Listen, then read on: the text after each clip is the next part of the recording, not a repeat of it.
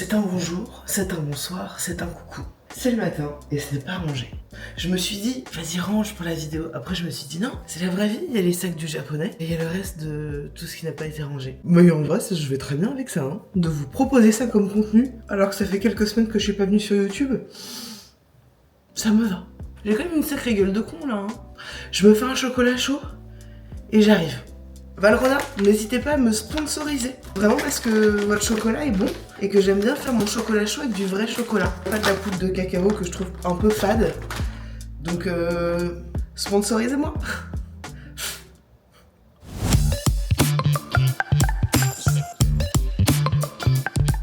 Comment vous allez? Ça fait longtemps qu'on s'est pas vu. Comment vous vous sentez? Comment vous vous portez? Est-ce que vous vous portez bien? Et quand je dis vous vous portez bien, est-ce que vous vous portez genre... Est-ce que vous êtes votre propre soutien? Ou est-ce que vous vous portez genre, ah c'est lourd en ce moment, je dois... Ah, tu vois, je suis un peu un petit bagage difficile là. Dites-moi. Pour ma part, je suis un peu en train de passer... Dis que tu es un enfant sans dire que tu es un enfant. Voilà. Ouais, je vous disais, pour ma part, je passe par plein de vagues en fait, de trucs cool, de trucs tranquilles, de trucs moins cool. Est-ce que ça s'appellerait pas la vie finalement? Non, mais plus sérieusement, je suis passée ces derniers mois par plein de phases, tu sais, de prise de conscience de plein de choses de ma vie, de choses qui sont plus ok pour moi, donc je l'ai dit. Et ça me coûte beaucoup de dire parce que du coup je me confronte à l'autre. Et donc possiblement il y a un potentiel abandon qu'on peut faire. Et moi, tout ce qui est abandon, genre me sentir rejeté et pas aimé et abandonné, bah c'est mon angoisse première. Donc quand tu te confrontes à ça, bah c'est difficile. Mais au moins, je me dépasse. Je sais pas si ça vous parle ce que je vous dis, parce que je rentre pas dans le détail. Mais voilà. Je voulais vous remercier. Mais alors, franchement, c'est même pas que je voulais vous remercier. En fait, je suis contente que ma dernière vidéo sur le poids vous ait plu. En tout cas, vous parle. Et je vous remercie pour le soutien. C'est plutôt ça. Parce que j'ai reçu beaucoup de messages. Et encore maintenant, cette vidéo, elle continue d'exister sans que j'en ai beaucoup parlé. Et on n'est pas sur 1 million de vues. Hein. Mais en tout cas, elle fait... du bruit un petit peu dans, je dirais, le domaine du corps. Ça veut rien dire, mais vous voyez ce que je veux dire. Et je reçois encore aujourd'hui, alors qu'elle est sortie il y a maintenant plus d'1 mois, quoi, je dirais même 2 mois, des mails tous les jours. Des mails, des DM, des commentaires qui continuent, soit de soutien, soit de gens qui ont envie de me partager leur expérience. Oui, c'est ça que je voulais vous dire, c'est qu'il y a quelques personnes autour de moi, depuis longtemps, hein, qui me disent « Putain, t'as pas de pudeur, quoi », en me disant « Mais tu partages tout, tu montres tout, tu montres tout ». Oui, tu partages beaucoup de choses en tout cas. La notion de la pudeur, elle n'existe pas trop, donc moi je dis à chaque fois, oui, mais la pudeur, ça se place là où on a envie de trouver, là. Mais c'est vrai que je vous partage beaucoup de choses, beaucoup de pensées en tout cas, et je vous partage beaucoup de mise à nu et de vulnérabilité, parce que déjà ça me fait du bien, même si j'ai ma psy et que j'ai mes amis et que j'ai mon mec. Je trouve ça toujours très intéressant de se mettre à nu devant l'autre parce que c'est un exercice, et qu'en fait pour moi c'est ça, réellement, être soi. Je sais pas comment vous dire autrement. Comme j'ai fait dans cette vidéo, je suis juste simplement vulnérable et honnête. Bah moi ça me plaît en fait, justement, de casser un peu ce que les gens peuvent attendre des autres sur internet. Vous voyez ?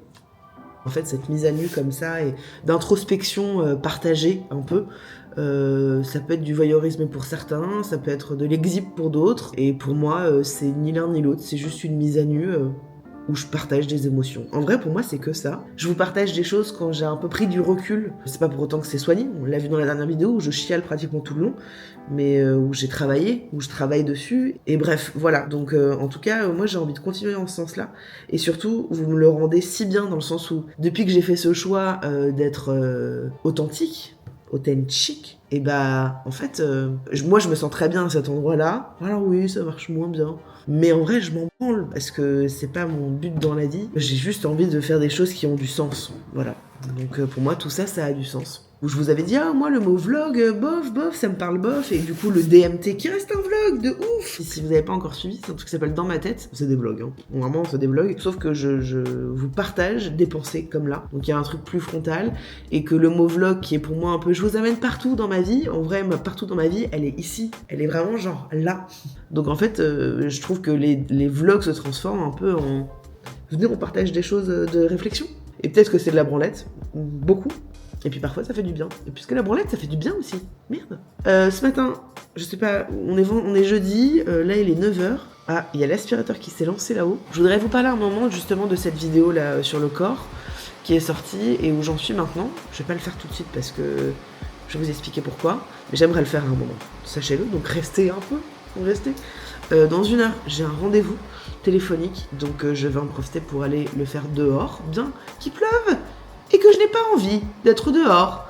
Mais au moins, je sors un peu me balader. Et là, pendant 1 heure, là, je dois relire un genre de petit contrat, le réadapter, l'envoyer à une personne de mon équipe, qu'on le signe, qu'on prévoit un coup de fil dans la journée pour mettre des choses en place. Et voilà. En tout cas, j'espère que vous, ça va. Et j'ai hâte de vous lire dans les commentaires parce que c'est toujours un moment que j'aime beaucoup. Même si je vous réponds pas. La flemme. L'incarnation de la flemme. Mais je vous lis. Et bref, je m'éparpille déjà dans les pensées. Cette vidéo va être longue. Waouh.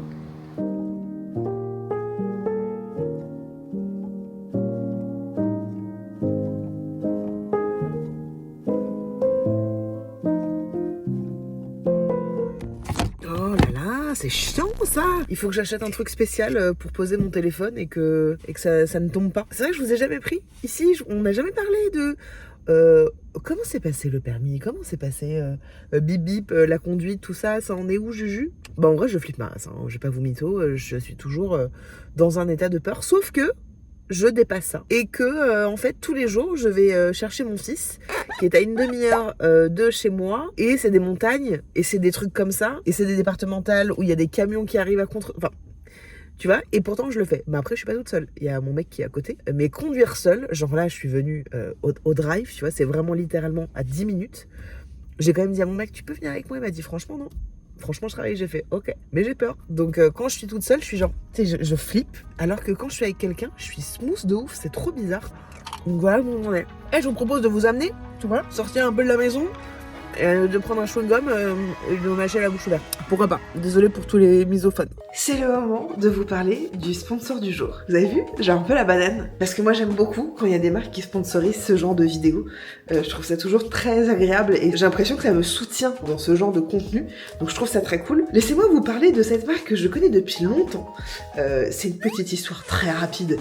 Mais vous savez, Swan Périssé. Vous connaissez Swan Périssé? C'est une amie et pendant un moment elle parlait beaucoup de cette marque-là. Je voyais les objets qu'elle montrait, je me disais, oh putain, ça a l'air chambé. Et maintenant, ça y est, je travaille avec eux.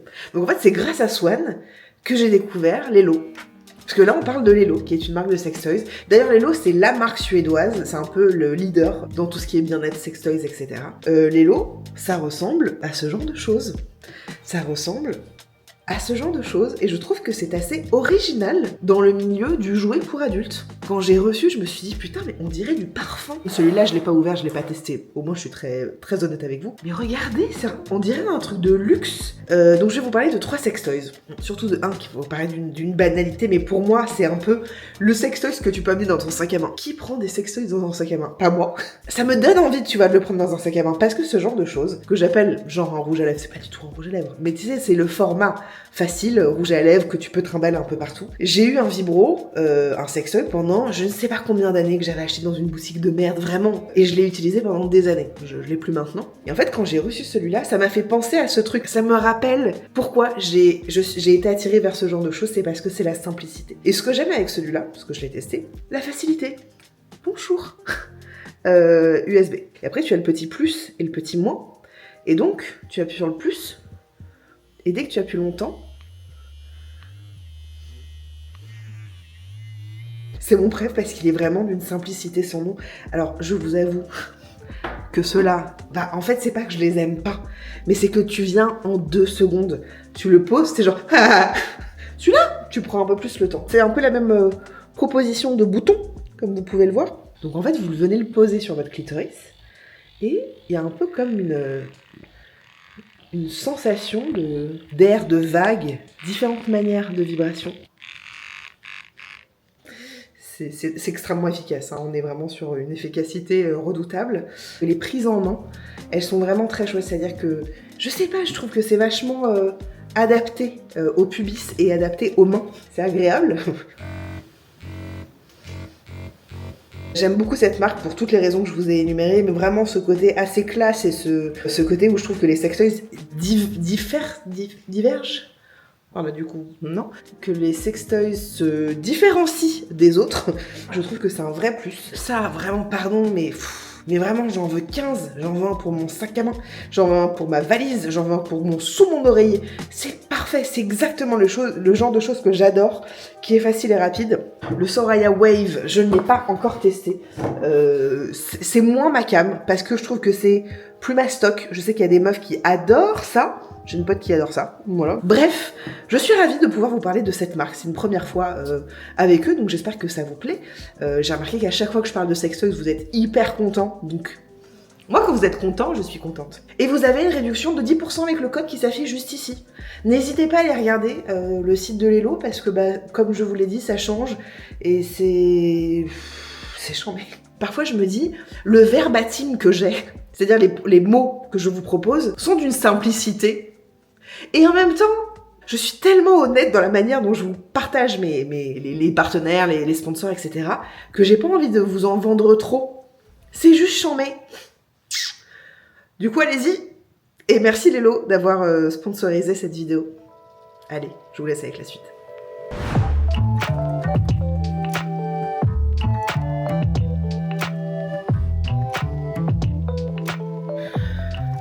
C'est la fin de journée et j'ai travaillé, mais j'ai aussi rien fait.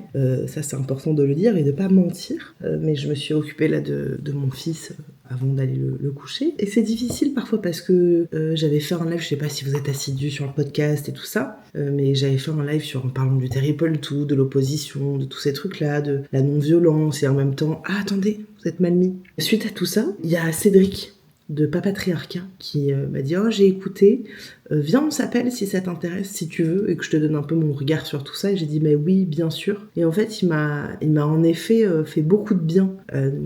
J'ai rien appris, en même temps, j'ai tout appris dans le sens où quand tu as de la violence en toi, c'est souvent parce que t'en as vécu quelque part. Mais parfois, il y a des gens qui vivent de la violence qui n'ont pas ces phobies d'impulsion-là. Et puis qu'il y a quand même ce truc qui est un peu inné et naturel. Enfin, non, pas inné. Je crois pas que ce soit le mot. Mais en tout cas, de croire que l'enfant doit obéir et que le parent est le dominant. Tu vois, il y a un peu ce truc de dominant-dominé, de le sachant et celui qui obéit, quoi. Qui est ancré dans beaucoup de pensées collectives. Et quelque part aussi dans la mienne, on va pas se mentir. Je sais plus que lui, parce que j'ai plus d'expérience, mais en fait, j'ai pas à le dominer, parce que y a pas de raison, c'est juste qu'il est dans une immaturité émotionnelle, mais c'est pas pour autant que c'est un idiot, et que c'est pas parce que c'est un enfant qu'il faut l'infantiliser, et que la punition, que tout ça... selon Cédric, que c'est pas forcément le truc à choisir, parce que nous on était un peu de l'école de la punition quand il nous écoutait pas à force de répéter, on dit vas-y tu vas réfléchir et on te met dans la salle de bain, dans les toilettes et tout ça, et en fait Cédric m'a dit un truc très juste, il m'a dit du coup vous faites ça depuis combien de temps? Je dis ça fait à peu près 1 an. Il m'a dit est-ce que depuis 1 an vous avez vu une différence? Je dis j'avoue pas du tout. Il me dit peut-être c'est pas la meilleure chose à faire. Et j'ai dit j'avoue. En fait en plus moi ça me met dans une énergie, tu vois, pas du tout, ça me met en tension parce que du coup je répète. Exemple tout bête, on va monter pour se laver les dents, faire tu vois, on a fini le biberon, tout ça, donc on va monter se laver les dents, pipi, dodo. Et en fait il veut pas monter. Et je comprends pas pourquoi. Et en fait, il me dit un truc que je comprends pas. Et donc, je crois comprendre à un moment qu'il a pas fait son rôle. Et je lui dis, tu peux le faire là-haut si tu veux. On peut faire, non, pas. Je comprends qu'il veut le faire ici. Donc, je dis, écoute, si tu n'y arrives pas, on peut faire des faux rôles. Ça ne fonctionne pas. Il ne veut pas. Donc, je commence à lui dire, écoute, moi, je monte, tu sais, un peu détendu. Je monte sans toi. Je vais y aller. Allez, salut. Et il me dit, bye bye. Donc, du coup, ça monte forcément. Parce que, en fait, j'ai envie qu'il m'obéisse. Bref, au bout de quelques minutes où j'essaye, ça ne marche pas. Et à un moment, je lui dis, écoute chérie, je suis désolée, mais là, en fait, je vais devoir te porter si tu viens pas. Et je sais que c'est embêtant parce que t'as pas envie que je te porte. Donc, qu'est-ce qu'on fait? Non, pas. Et donc, j'ai dû le porter. Donc, quand on est arrivé là-haut, il a pleurniché. Je dis, ouais, mais tu vois, ça fait 5-10 minutes que je te dis... Et après, on va se laver les dents, et en fait, c'est impossible, parce qu'il me répète des phrases que je comprends pas. Et puis après, il me dit qu'il veut jouer avec sa moto. Je lui dis, on jouera après. Et à un moment, en fait, je lui ai dit, mais là, c'est pas possible. Là, je vais me mettre en colère, et j'ai pas envie, là, j'arrive au bout de mes limites, donc je te demande de sortir. Et parce que sinon, je sais que je vais perdre patience et tu vas réfléchir. Et donc, c'est plutôt moi qui me suis enfermée dans la salle de bain. Et en fait, quand je lui disais, quand tu te sens prêt pour te laver les dents, tu viens. En essayant de rester calme. Donc, j'étais faussement calme. Et en fait, ça fonctionnait pas. Au bout d'un moment, je lui ai dit, écoute, là, j'en ai marre. On se lave les dents, c'est comme ça. Et je me suis fâchée, et donc je l'ai fait de force, le lavage de dents. Mais après, je sais pas non plus à le violenter, loin de là. Mais juste, je lui ai lavé les dents, quoi. Et en fait, c'est relou parce que ce qui est très compliqué, je trouve, dans la parentalité, c'est que soit tu te désintéresses des informations, et t'en fais qu'à ta tête, et parfois ça peut bien se passer, et parfois ça se passe pas bien, ou alors tu t'intéresses un peu à ce qui peut se véhiculer comme discours, de l'éducation bienveillante, de l'éducation positive, etc. Et en fait, tout se contredit en permanence.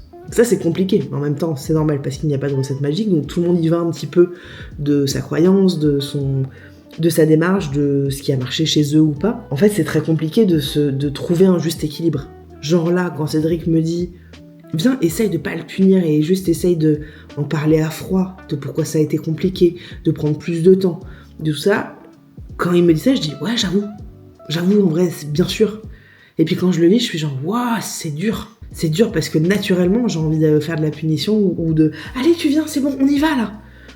Et peut-être qu'il faut qu'il y ait de ça aussi, parce que en fait, je pense aussi à lui en me disant que je veux certainement pas qu'il voit de la force de notre part. Je sais pas si vous voyez ce que je veux dire, mais qu'il se sente libre aussi. Vous allez peut-être me dire aussi que je réfléchis beaucoup, certainement. Et puis il m'a dit un truc que je trouvais assez intéressant, parce que quand je lui ai parlé du rejet, parce qu'il a écouté cet épisode où je parlais beaucoup du rejet, il m'a dit j'ai envie de te prendre dans les bras et tout. Il me dit en fait, tu sais, le rejet, souvent un enfant en fait va rejeter quand il se sent en insécurité, parce qu'il voit que le parent est lui-même en insécurité. Et en tout cas, voilà, il me dit, je pense que vu tu lui fais comprendre que ça te touche, en fait, lui se sent en insécurité.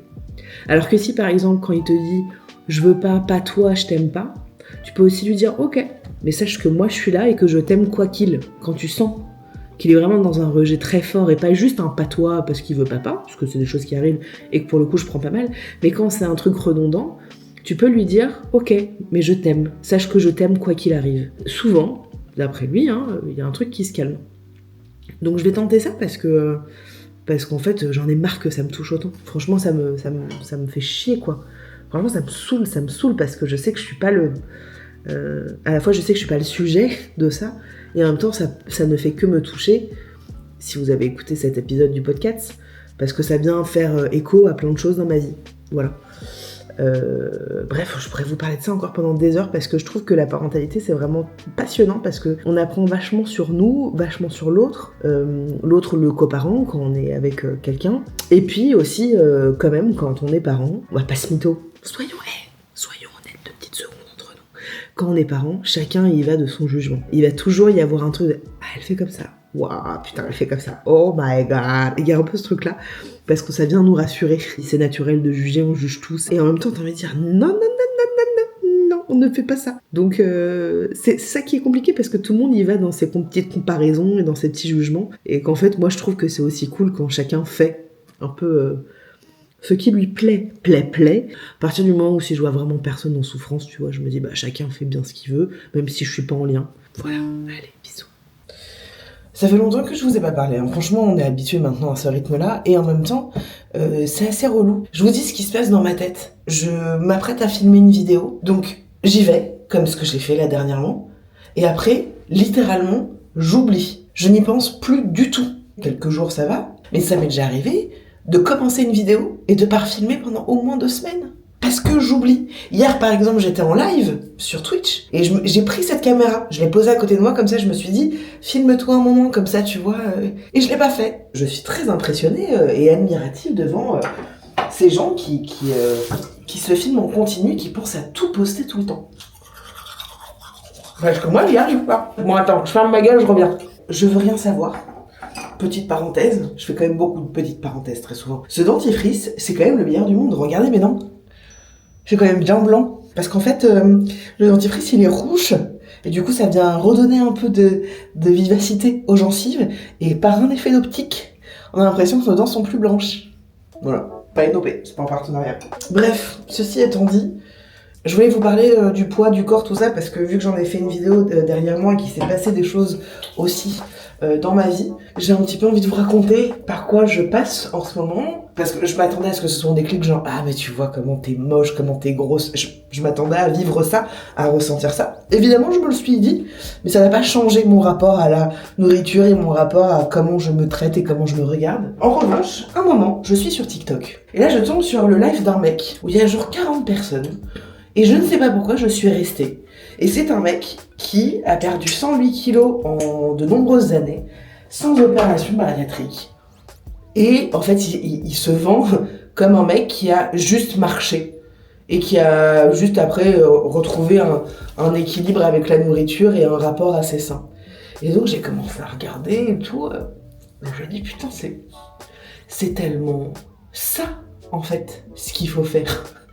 Mais donc tu vois, pour l'instant, je suis juste, à ce moment-là, je suis dans un truc où juste je consomme vachement son contenu. Il s'appelle Hicham, mais sur TikTok et sur Instagram, il se fait appeler Shams.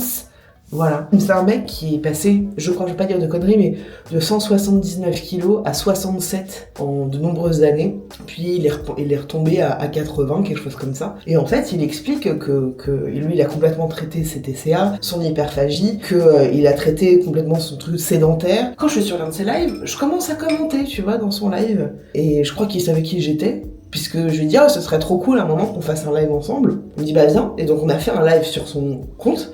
Et j'ai commencé à lui poser des questions. Mais qui tu es? Qu'est-ce qui s'est passé pour que tu perdes ce poids-là? C'est quoi le déclic? Et je sais pas, et en parlant avec lui, je l'ai trouvé hyper doux et hyper déculpabilisant sur plein de trucs. Moi, je lui raconte un peu dans quel état je suis. Il va regarder ma vidéo, il me dit elle est merveilleuse. Il me dit franchement, va marcher. Mais va marcher 10 minutes. Puis après, tu reviens marcher 10 minutes, mais juste tu rebouges un peu parce que toi qui es sédentaire de ouf, je suis extrêmement sédentaire, il me dit remets-toi un peu. Mais pas pour perdre du poids. Enfin, ne pense pas ça. Juste mets-toi à marcher. Donc j'ai commencé à le faire et on continue de parler et tout. Et il me dirige vers un diététicien parce qu'on a cet échange-là où je dis que moi j'arrive un peu à saturation parce que j'ai fait tous les régimes, tous les rééquilibrages du monde et qu'en fait je me sens pas bien, quoi, parce que j'ai l'impression qu'en fait mon rapport à la nourriture ne change pas. Et donc il me met en lien avec un mec il y a 2 semaines. C'est vraiment très récent. Tout en sachant que je continue moi de marcher tous les jours. Parfois tous les 2 jours. Quand j'ai des coups de fil, quand j'ai des rendez-vous, des réunions, ben j'en profite pour sortir et pour marcher. Donc parfois ça va durer 20 minutes, comme hier ça a duré 1h20 quoi à peu près. Et donc le diététicien, ce qui est intéressant, c'est que je lui parle de mon rapport à la nourriture, je lui parle de comment je me vois, comment je me traite, et je lui parle surtout aussi que je commence à avoir du diabète. Ça c'est très récent. Vu que j'ai un problème de thyroïde depuis très longtemps, je dois faire tous les 6 mois des tests sanguins, de glycémie et tout. Et en fait, il y a 2 semaines, je fais un point avec mon endocrino qui me dit « Ah, Madame Katz, vous commencez à avoir un peu de diabète là. Là, on n'est plus juste dans la glycémie haute, vous avez un peu de diabète, donc il faudrait prendre des médicaments. » Et en fait, ça a été un petit déclic pour moi, parce que le diabète, c'est quand même un peu dangereux. Tu peux mourir et c'est pas très bon pour la santé. Alors c'est pas forcément lié au surpoids, faut arrêter de croire ça parce que t'as des tas de gens minces qui sont diabétiques aussi. Bref. Attendez, je kiffe 2 secondes. Oh, oui. Oh, qu'est-ce qu'elle est bien cette crème. Qu'est-ce qu'elle est bien. C'est ça. Elle est bien. 10 ingrédients, soins hydratants, apaisants. SVR. Franchement, elle est juste trop bien. Et je finis par un petit baume à lèvres. Je me maquille plus en ce moment, c'est fou. J'aime trop cette marque. Ça, très bien. J'adore cette marque. Bref, on y retourne. On retourne au papotage. J'en étais où Bref, donc quand j'ai fait ce point avec mon endocrinologue, en effet, ça a été un peu un nouveau point de départ, un énième point de départ, où je me suis dit, j'en ai marre, quoi. J'en ai marre que ça me pourrisse la vie, j'en ai marre de traîner ce boulet, quoi, de poids. Et donc, quand j'ai parlé avec ce diététicien qui me suit, qui a une approche tellement normale, mais genre normale, c'est-à-dire que je lui parle de comment je vis, je lui dis que j'ai un peu de diabète, que j'aimerais bien perdre 15 kilos d'ici 4 mois, etc. Il me dit d'accord, ok. Il me dit moi je vous propose de perdre 5 à 15 kilos sur un an. Je dis ah d'accord, mais ça va pas être possible monsieur, moi là j'ai du diabète. Et il dit bah je suis désolée mais je vais pas pouvoir vous accompagner. Je peux pas vous accompagner à perdre du poids si rapidement. Je suis désolée mais si c'est votre souhait, je vous accompagnerai pas. Moi je vous propose d'y aller en douceur. Pourquoi ? Parce que moi j'ai envie, c'est lui qui me dit ça, hein, d'accompagner mes patients et mes patientes à retrouver un rapport sain, normal avec leur corps, avec la nourriture, de pas retomber dans une boulimie ou une manière de pas s'alimenter suffisamment parce qu'on veut perdre vite. Il me dit moi je pense que c'est pas bon et je crois que si vous perdez lentement, c'est que comme ça que ça peut tenir dans le temps parce que du coup votre rapport à la nourriture se fait aussi de manière assez lente. Qu'est-ce que vous en pensez ? Et je lui dis bah franchement je suis très frustrée, ça me fait mal aux yeux là, il y a du soleil, je vais me poser là-bas. Je lui dis franchement je suis très frustrée. Je m'attendais pas du tout à ça comme réponse de votre part. Et en même temps, j'ai envie de dire pourquoi pas. Bah parce que j'ai jamais fait ça, quoi. Et là, il se passe un truc en moi, donc tout ça, vous allez me dire, c'est très récent, on en reparle dans 6 mois, en effet. Mais je marche tous les jours, tous les 2 jours, je sors. Je commence à prendre du plaisir à être dehors, en tout cas à être en mouvement. Et je me dis surtout pas, je marche pour perdre du poids. Je me dis, je marche, je suis vivante, je bouge, j'active mon corps. Tu vois, c'est une vraie pensée. D'ailleurs, je lui ai même dit, je lui dis ouais, je pense à faire du fractionné et tout. C'est genre marcher très vite pendant 1 minute et puis après s'arrêter, marcher plus lentement. Il me dit ouais, bah en vrai, pas maintenant, Juju. Il m'a pas dit ça, mais pas maintenant. Il dit je pense que pour l'instant, essayez de faire quelque chose que vous pouvez faire toute votre vie, c'est-à-dire marcher. Parce que faire du fractionné, est-ce que vous vous imaginez faire ça toute votre vie ? Je dis bah j'avoue, pas tant pour le moment. Voilà, donc essayez d'avoir une approche au mouvement. À quelque chose de facile et qui peut s'intégrer facilement dans votre vie. Donc la marche est une très bonne solution. Et donc il m'a dit franchement, venez on fait un truc basique, je vous apprends rien, mais juste essayez de manger 3 repas par jour, avec des féculents, des glucides, des lipides, des protéines, enfin des légumes, tout ça. Et vous allez voir que petit à petit, votre corps va retrouver une forme d'équilibre, parce qu'en fait vous allez manger ce dont le corps a besoin. Il dit déjà, essayez de faire ça. Je dis ouais, si je mange un burger le soir, il me dit bah faites-le. Et voyez comment votre corps réagit. Est-ce que vous dormez mieux ? Est-ce que vous êtes plus agacé ? Est-ce que ça ne fait rien ? Il me dit la nourriture c'est pas linéaire. On a le droit de pas avoir envie de manger pendant un moment, de faire un excès de gras et puis après un excès de machin. Enfin, il dit ça fait partie de la vie. Mais à partir du moment où on l'accepte et que ça fait vraiment partie de la life, il y a un truc qui change. Et la balance, je dis ouais. Qu'est-ce qu'on fait ? Est-ce qu'on se pèse toutes les semaines ? Il me fait oula, vous pesez toutes les semaines ? Je dis oh non, je crois que je me pèse tous les jours. Il dit ok. Il dit ce qui serait bien, donc pour l'instant c'est que des conseils, il dit mais moi j'aimerais bien que vous arriviez à vous peser 1 fois par mois, 1 fois tous les 2 mois. Je fais ah ouais ? Il me dit oui, parce qu'en fait vous n'avez pas besoin, en fait, vous le sentez quand vous prenez du poids, vous le sentez quand vous perdez du poids, et surtout après on peut faire aussi un focus, ce qui est mon cas, sur la balance. Genre j'ai toujours une petite appréhension de monter sur la balance, de savoir si j'ai pris du poids, et ben je me dis évidemment voilà, t'es qu'une conne, t'es qu'une grosse, enfin je suis hyper violente.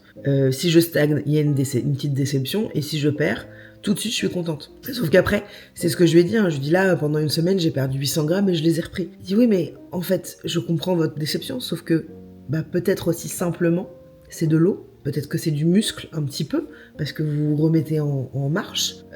Donc tranquille, quoi.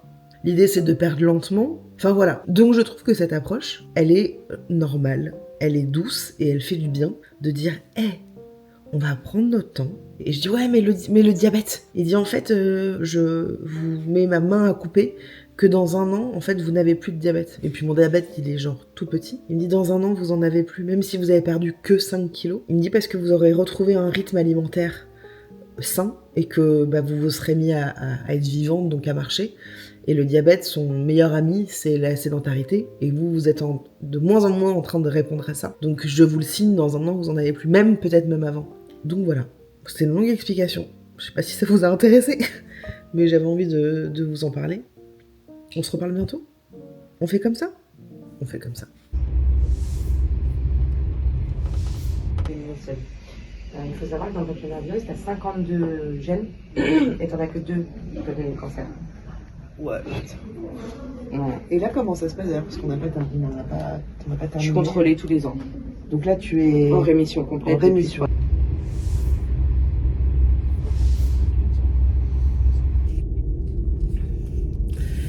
Ça y est, j'ai trouvé un truc pour pouvoir filmer dans ma voiture.